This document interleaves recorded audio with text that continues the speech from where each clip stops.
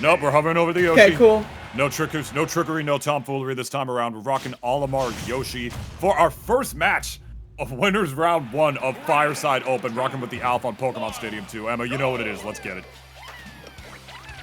A lot of the moves that do a lot of damage with the multi-hits is going to be really helpful for getting Pikmin off on Yoshi. And yeah, he's not going to have like a great get off me option other than Whistle.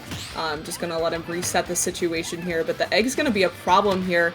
It's basically just the same thing as Pikmin, where it's going to be like a really good zoning tool for getting in, just covering a lot of this space. But yeah, so far, Dinonuggies taking a pretty commanding lead with only 30 seconds so far.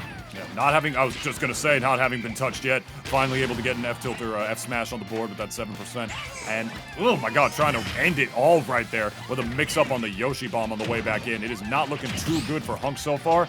But if there's any character who I feel like can actually do some solid work and like negate like some of Yoshi's like quote-unquote weaknesses, I feel like Olimar can necessarily do a pretty good job at that. Like, yeah, Yoshi's got a lot of good stuff in this matchup. Like, he's got Nair, frame 3, as that back air is going to take the stock off Olimar off the top. He's got Nair to deal with the Pikmin off of him on top of that. But more than anything, Olimar is a character that likes to keep his distance. And there's any character that you sort of want to keep your distance from, at the very least in the mid-range, I would say that it's Yoshi. Okay. He's fine. That was a little mess up on the movement there, I think, but able to make it back. Okay, trying to use a lot of landing through the platforms, which is going to be really helpful as well, but you have to watch out for that up smash from Olimar, because it is a really good combo starter at like low and mid percents, and it's very strong too, especially if he's able to use like the purple Pikmin, so I have to be careful for that. But so far it seems like Dinonuggies has a really good understanding of the spacing that he needs to do to avoid a lot of these kill setups here, but able to get that kill there from Olimar, and honestly pretty even game from what we saw starting out. They're those patented Olimar combos you're talking about to make it a dead even game, Emma. 45% off of that up smash. You know, it's funny, the analogy that I always make with Olimar is that, like, when I talk about Yoshi, I tell them, like, why did they give Yoshi Olimar combos in this game? He's never been able to do that before in any other Smash games, and now we have both those characters facing off against each other, so even with that frame 3 neutral air, which you see Dinonuggies whipping out over and over and over again, it's good to know that Olimar still can rock the bread and butters against a character like Yoshi, and even games out, or at the very least getting a good, better advantage state with those up smashes. And trying to go for the roll read actually reads the roll right there, but unfortunately misspaces it as the purple Pikmin, heavier than the rest of them, not gonna go as far as the rest of them for sure. And now we just got ourselves a dead even game, holding out neutral. Hunk absolutely not trying to commit, because Yoshi can kill you off of any stray interactions. We've seen it a million times before.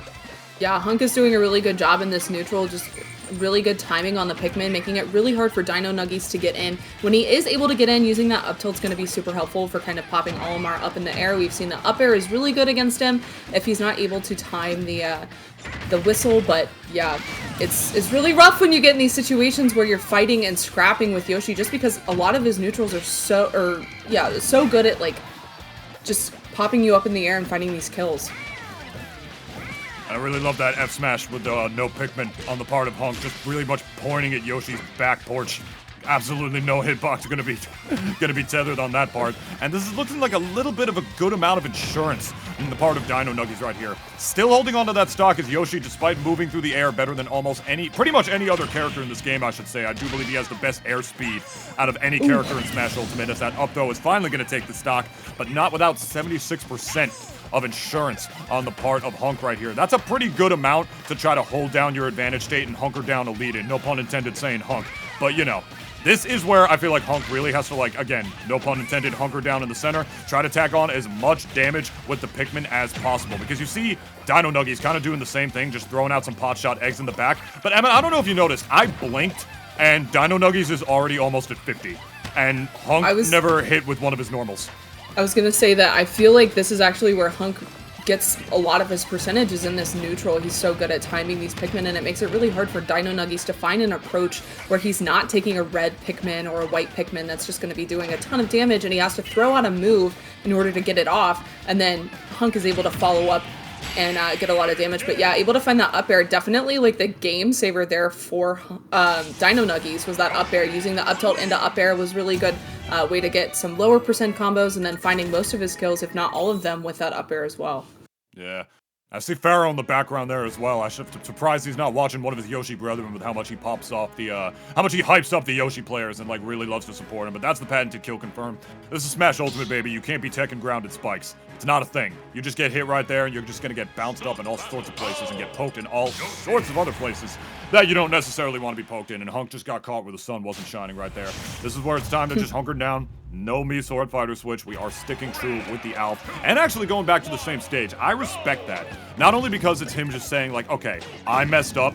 I could have clutched that. It was a really close game. But this is a good stage for my character in this matchup. I have the platforms to be able to combo off of and get resets. And when I'm not doing that, I have all the room in the world to just throw my Pikmin out, have them do the dirty work against this disgusting dinosaur with a frame 3 neutral air. And already to 100%, working poised and beautiful is Hunk right now. Rocking right back to the stage that he lost on, saying, I need to make the adjustments. I think a big adaptation that I'm seeing here from Hunk is he's using a lot more like up smash to pop Dinonuggies up in the air. Ooh, but able to find that fair off stage and all of that hard work just kind of going to naught there. Very unfortunate there for Hunk, but still, Yoshi at 125 here. If he's able to find this kill, he might be able to save this, but it seems like it's rolling out of his advantage now. And Dinonuggies already has Hunk up to 77% here. Have to be super careful. Tries to get the shield break there with the down B, not able to find it, but able to take that stock with the up throw instead.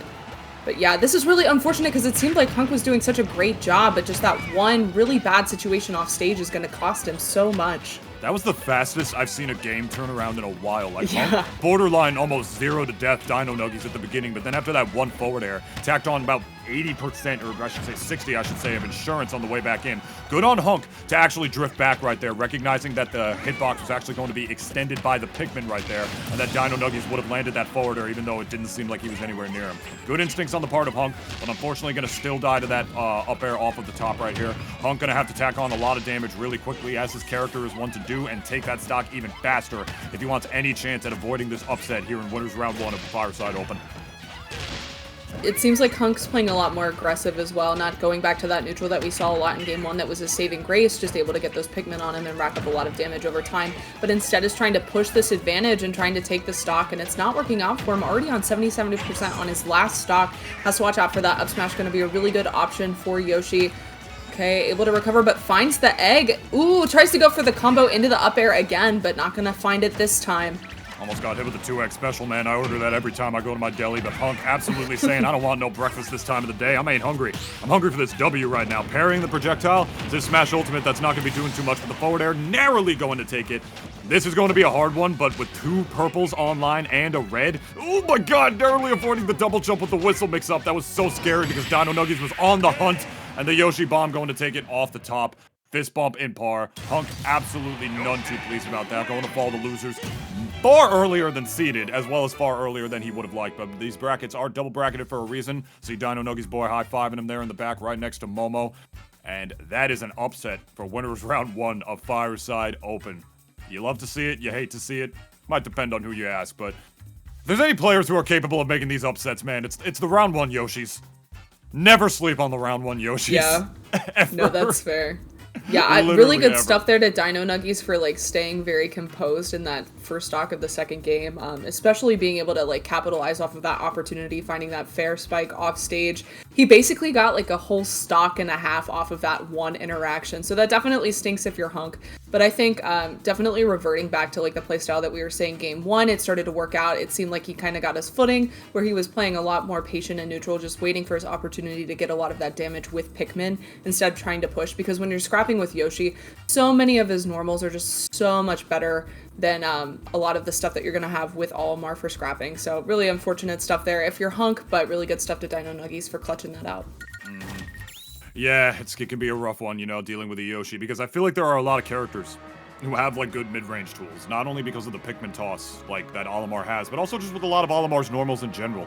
You know, any character that can box with Yoshi in the mid-range, at the very least, has a fighting chance against him. If you're a brawler type and you're dealing with Yoshi, who I've said 3 times already, has a frame 3 neutral air, 0 to 80 combos off of multiple tilts on top of that, it's just not good.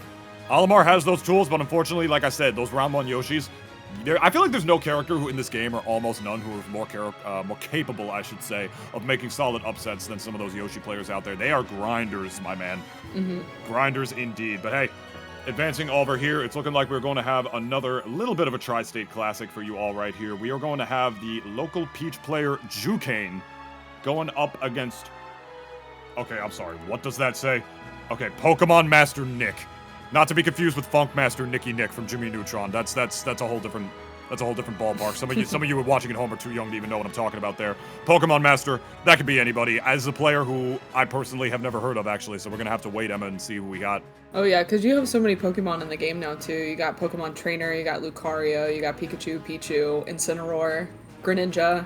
Did I miss any, or did I get Basically them all? Kirby, because he could have been one, but you know, they True, chose to make yeah. him his own Jigglypuff. franchise. Jigglypuff. The actual Pokemon. Yeah. Actual pink puff Pokemon. Who, fun fact, is only in Smash Brothers because they were able to make Jigglypuff a clone character in the original Smash Brothers game, basing her off of Kirby. You ever think about how that split second decision like crafted Hungrybox's entire career? That's true. Hungrybox is like a billionaire because they made that decision. A billionaire. Just like remove a couple zeros, I'm sure, but yeah. Ooh. Come on, like. No, come on, I'm still here. Come on, webcam, focus, focus. Focus, baby, it's showtime. Oh, for God's sake. It'll fix itself in a sec, don't worry. But yeah, there we go. Lovely, lovely. But yeah, absolutely no idea who Pokemon Master Nick plays.